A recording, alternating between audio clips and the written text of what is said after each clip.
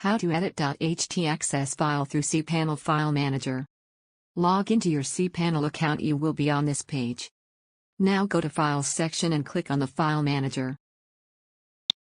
There is a list of file directories which contain htaccess file. Hypertext access or htaccess file is a hidden file. First go to Settings and check Show All Hidden Files, then click on the Save button.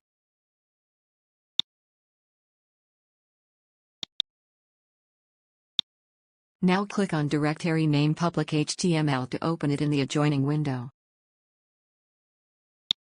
Right-click on the htaccess file, then click on the Edit option. If you want to change encoding, you can change it now, otherwise click on the Edit button. Let's make some changes to the PHP version. Now click on the Save Changes button to save it. That's it, we have successfully made changes in the htaccess file. Thank you for watching.